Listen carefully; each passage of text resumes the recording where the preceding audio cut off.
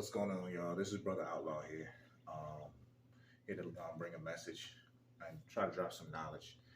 Um, Very interesting what I'm about to bring up, but at least I believe it's interesting. I think interesting enough to share. But I felt been trying to figure out how to bring this out and try to how to talk about it. But and basically, this kind of like breaks down to you know the fact from me growing up from Christian family and kind of leaving out because I wondered how the conduct of some people that I've met and known over the years, how they conduct themselves doesn't seem to always match up with. And I know we're all human and stuff like that, and we all make mistakes. We're not perfect, but it's like there should be more of a deliberate attempt to do right by your own actions.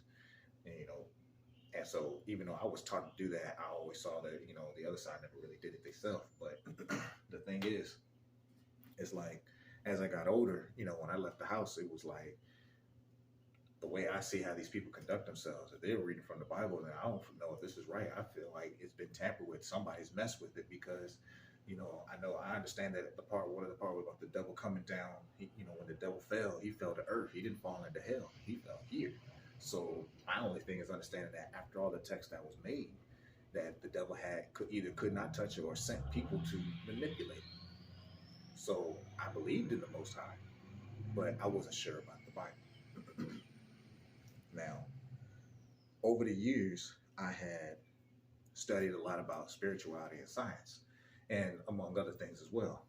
But in my years, I learned the things, I learned things, and from both this, like I said, the spiritual and scientific sides, and realizing that there are two sides of the same coin. And I realized that on the spiritual sense, that and before I even got to this point, like I had sincerely prayed to the Most High to show me the truth, because I'm not sure if the Bible is something I can trust in. And at the end of the day, the Bible tells you to put all our trust into you. And I understand people go back to the Bible for a lot of things, but in my mind, I'm like, well, the Bible, we read the book, and the Bible is about actual situations. So at the end of the day, our book, I looked at it as a reference, because what the book is telling you to do is walk your life with the Most High. And so I can read the book, but I can't do it with the book. I got to do it. I have to keep praying, and I have to keep speaking to the Most High. So at the end of the day, I know the Most High created everything. So since I know there's confusion in the world, the only thing I can trust, the only person I can trust, the only being I can trust is the Most High. And considering the fact that I deployed, that helped me to understand. That helped me to understand that the Most High has my back. Like, out of all the things that I've been through, I could say that the Most High has my back. So when it came down to understanding the truth, I wanted to know not only, when they say like a biography, when you read about somebody, you read about who they are. Or when you get to know somebody, you actually understand, what their likes and dislikes are, and, who they are as a person. So if I'm coming to the Most High and it says, treat me like as your family, because at the end of the day, the Most High is our family, because we wouldn't be here if it wasn't for the Most High. And we wouldn't be able to live a certain way, or even the way we are, without the Most High. So, and I think I probably should make a part two to this, because this is, this might be a little bit. So get some popcorn. But the thing is like, when I came across, when I asked about this, when I asked about, to show me the truth, show me the things that make sense. And because I'm a deep thinker, and so I asked, these questions. And so as time went on, I started to learn. And so I learned that on the scientific side, they try to say that science doesn't, scientists don't believe in God, but when you learn about Nikola Tesla and Albert Einstein and what they understood, and I think and Albert Einstein spoke about the fact that there has to be an intelligence that controls all of this, because it moves and operates in a certain order. And if there was nobody there to control it, it would actually just be chaos, and there'd be nothing in control. Because the way we live by keeping things under control, but it's a certain level of control, and or at least we keep things in order, because God does things in order. And so we have to understanding that meant like how with an atom you got a nucleus and you got electrons that move around. They always spin around each other, which is no different from our sun that has the planets that rotate around them. Everything has an order to it, even down to the fact that we may look at as nature as a little chaos, but it's actually more organized, because if we took away all the bees, our planet would not survive. And at least it would only survive, I believe about is 10 years. In 10 years time, because the bees have a function in this world to pollinate. Their job specifically is to go from flower to flower to flower, and we have male and female flowers. So without them going and doing what they do, they're practically the primary function. The only thing, like with some flowers, do have like seeds that actually can float up to the wind. That's where the wind comes in at, which you would find that as a very interesting symbiotic relation to something that is not relatively like a part of the same thing, but the plant grows in a manner that, or is grown in a manner that, where there's wind that comes through, and all it does is pick the seeds up and they carry on and they plant somewhere else. That's very well organized. That's ordered. So the thing is that learning about science is nothing more. When they tell us that what science is, in truth, science is nothing more than studying the creation, studying the function of creation, or studying creation and the phenomena that happen within it. And when we understand like how creation works, and you're talking about meteorology, marine biology, biology itself, etc., psychology, sociology. When you get down to, these are still a part of science. When you get down to physics and stuff like that, and calculus, and you really, in chemistry and stuff, like these things are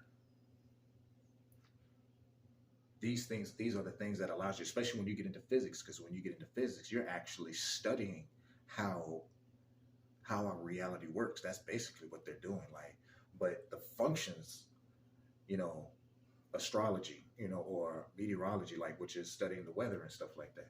So when you have all of these things that you're learning about how, oh, this is how a volcano works, this is how a tornado works, this is what life is like underwater, and then learn about the animals themselves and how they operate, you realize that they're pretty much people in their own way, just like the animals that are mammals, or well, not really just mammals, but animals that live on land as well.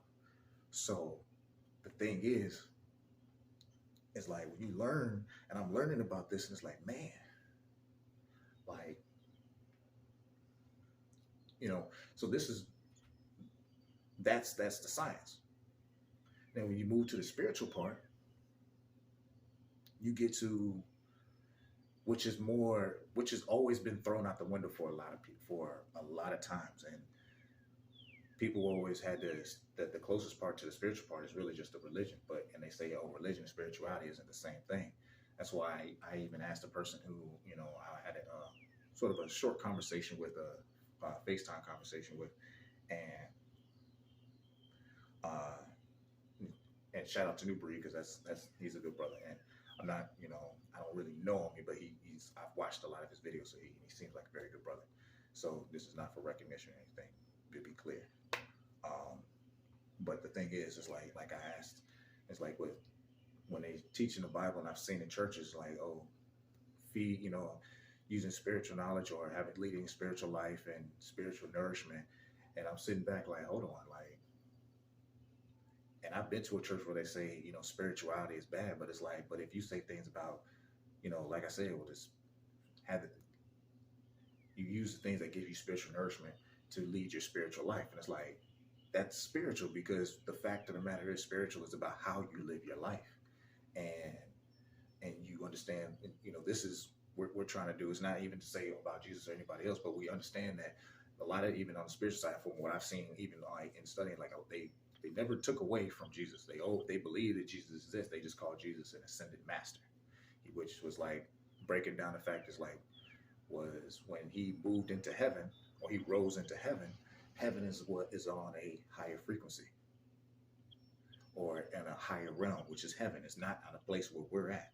So a lot of times, like I used to see a picture where Jesus was in the clouds. Well, outside of our planet, next to anything outside of our planet is space. So of course,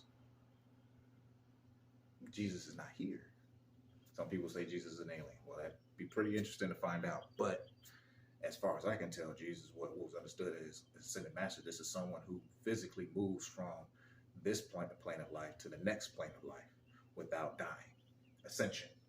And yet you hear that word get thrown around a lot. And if you study long enough, you hear it in a lot of the movies and TV shows and video games when they play these things also at a specific time. And a lot of times people don't understand that even numbers plays a big deal. And a lot of times people say, oh, well, numerology. People actually discount numerology and don't really understand that when you think about numbers, you have to understand how creation works, because numbers actually fall in line with with um with our society and how even God speaks to us and how they have a certain, you know, function. And so, and it's, some people may not think it's true, but it's like, but when you start reading more and you start realizing that when you say like the seven pillars and everything, seven pillars of heaven or the seven pillars of hell, when you start talking like that, these are metaphors, these are referencing certain things. A lot of times people don't break it down because they're not they're not they may not be attuned to the actual knowledge, and that's why I believe that this is knowledge that's been separated. The thing is, it's like it's how can I put this? When you get into spirituality, this is where the whole concept of what people put down on psychics, which just comes down to being, you know, saying clairvoyant, reading thoughts and stuff like that, but clairaudience. What people don't understand about that is God gave people abilities. If we are created in God's image, and like I spoke beforehand, if we, you know, if in the conversation, but it was understanding that through science, I understood like anatomy.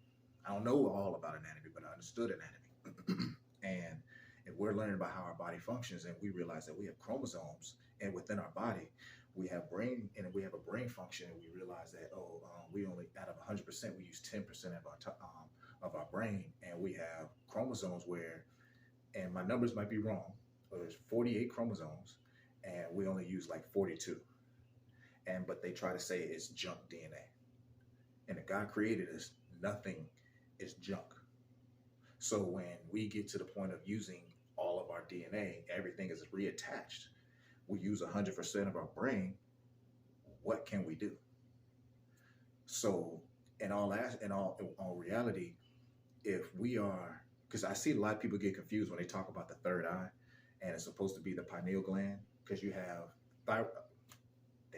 Dang, I'm mixing up the words right now. Because you have the pineal gland, and I'm forgetting the other gland in your brain, because these you would have to think that about the fact that if they're poisoning the food and the way the food is being made is not really something that is right for our bodies, then we have to understand that they're doing something to our bodies, which in turn we have to understand that we have a physical connection to the Most High, and we have to keep our bodies healthy. We have to keep our minds healthy. It tells you in Proverbs that your mind, body, and spirit must be as one. And I hear that I've heard that in spiritual teachings as well. Like whether it was from a monk, a Buddhist monk, or whatever, whether it was from somebody in India or whatever, they all these things have said the same exact thing. A lot of these other religions have said the same exact thing. There's a common denominator between all these religions, and a lot of times we forget that in the Bible, if we say that God fell from heaven, and that I mean not God, excuse me, Lucifer fell from heaven, um, and there was fallen angels, and we talk about these folk tales, or even down to aliens.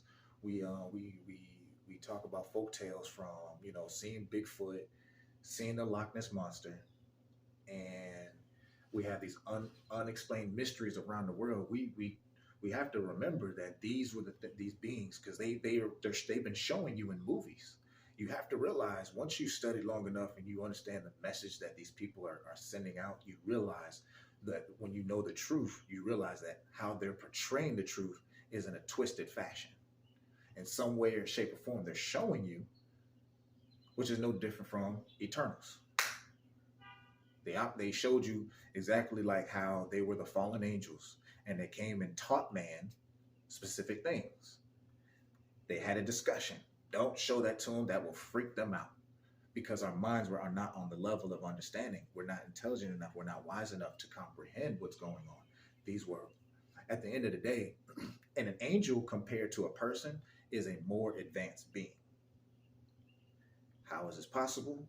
One, if an angel came down to our plane of existence in its natural form, it would actually be a giant, which is the reason why when the children that were born and when they grew up, they became giants, because they were like their fathers.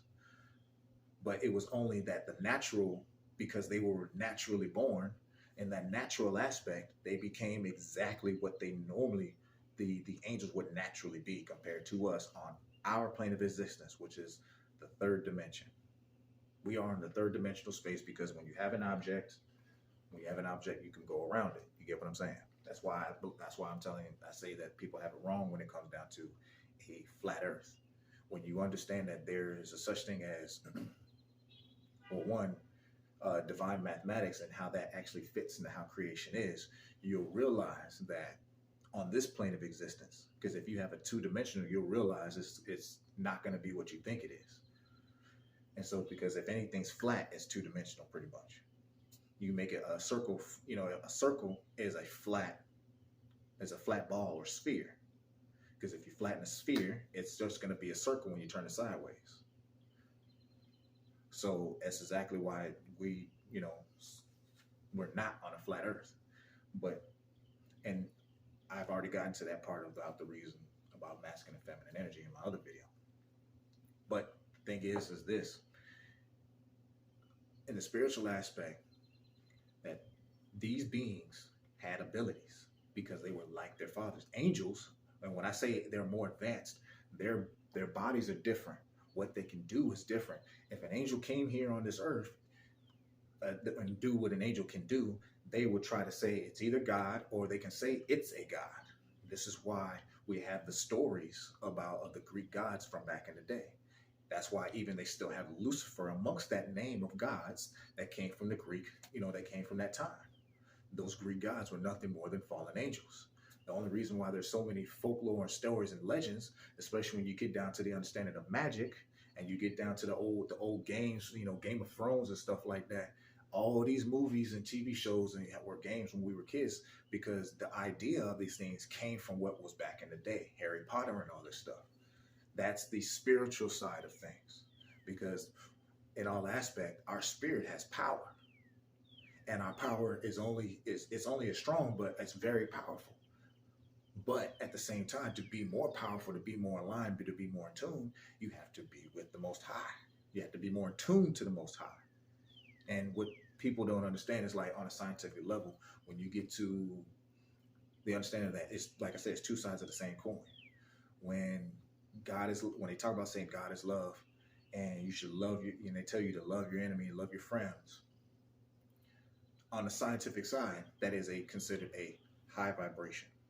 And science has already proven that between love and fear, that these are literally higher and lower vibrations.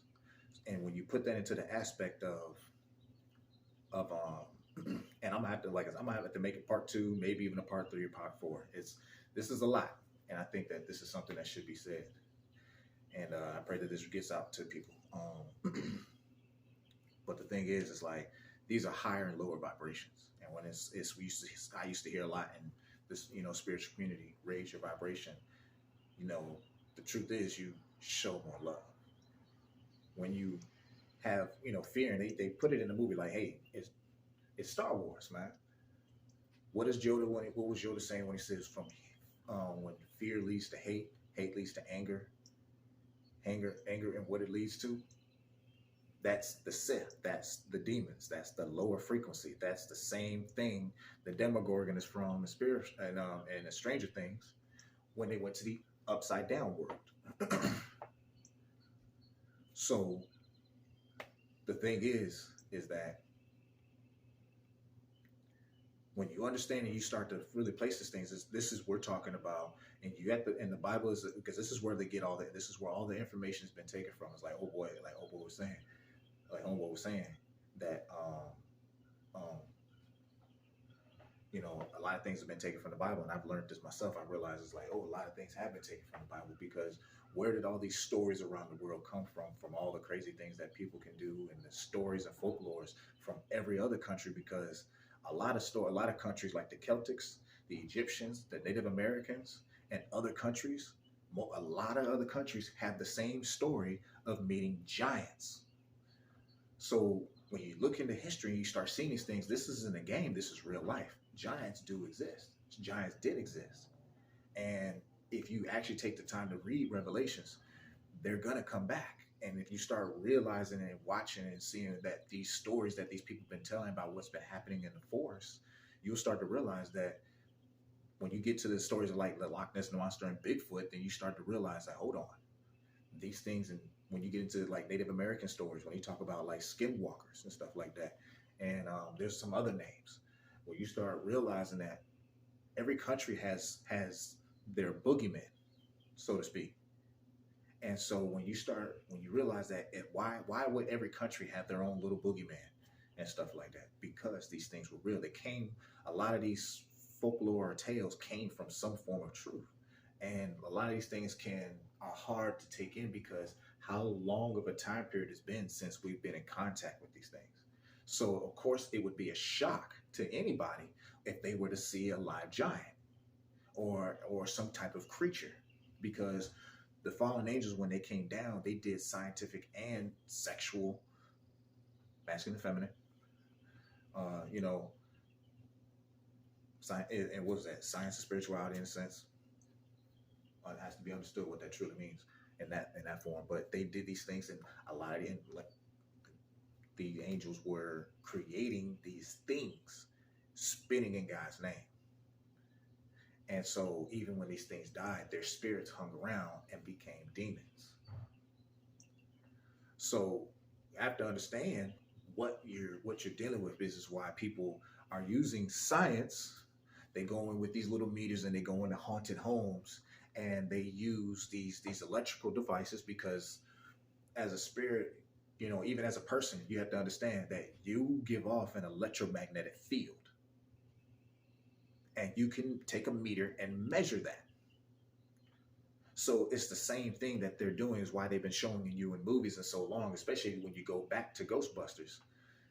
You start realizing that you can study this. So this is why they actually have information and can break it down to you. They can't explain everything, but they're learning about it.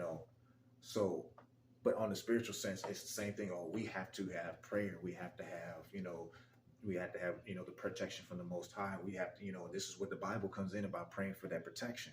That's the spiritual side of it, because we're fighting a spiritual battle. We are spirits being attacked by other spirits. Only thing is, we're just inside of flesh, a biomechanical suit that, that has power to it, which is its spirit. And what helps to keep it moving is the nutrients that come from that comes in, that you put into your body, that's pumped through your blood, and how you breathe and everything else. That's just the function of this fleshly machine. This is a biomechanical suit. It's no different from the little guy in the head. Excuse me, the little guy in the head when we watching MIB.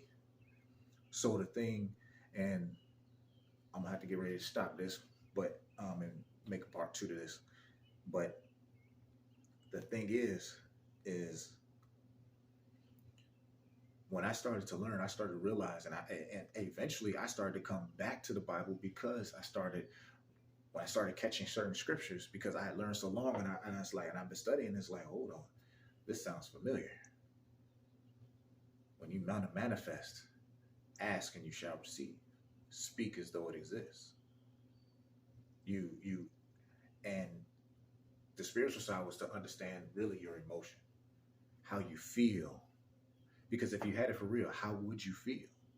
When you've gotten new things that you needed or that you wanted, how did you feel? Because that feeling comes right along with it. It's not like you're just going to be a blank mind. You're created with the feeling, the emotion. So when you ask, I already know it's mine. I know it's mine. It's like in that sense. And so the truth is, that's just one aspect of it. You know, when even seeing in history, and I'm pretty much putting it all together where it's like just like as a part of history, it explains, over time when you start listening to what people talk about, and they have their way of doing things. It's all coming from some form where we understood certain things, and this knowledge has been broken away. And it says in the Bible that our people perish because we have a lack of knowledge. And so, and it tells you in the Bible to understand the enemy's tricks and ways because he's coming to steal, kill, and destroy. So at the end of the day, you have to understand what measures are they taking. That because, like I said, they use both. He uses both. They can make a machine that can have a frequency or that can use something to tap into your mind and break you down. They will, if they don't do that, then they can also have witches that will make contracts with demons and send them after you and try to latch onto you and haunt you for your life. These things are real. So if we don't understand the enemy's tactics and ways, how are we gonna? And if we don't have the knowledge to understand what's going on, how are we going to survive? How are we going to get through this? How are we going to, be able to defend ourselves? At the end of the day, if God is saying you call for him to help, but if you end up walking into a store because you don't know the symbolism on a wall, what it means, you end up not walking into a trap because you don't belong. And it's like, oh, next victim. There are certain things when it comes down to understanding like what is being portrayed in front of your eyes on an everyday basis. You have to understand that the symbols and symbolism is not just with pictures, it's also with words, because they tell you the truth in a lot of ways. And if you don't study enough to understand what is being shown in front of you, you always will be lied to. Or you'll be taught to accept the lie that's being given to you. So you have to be patient and take your time to study and learn. I'm gonna head to part two.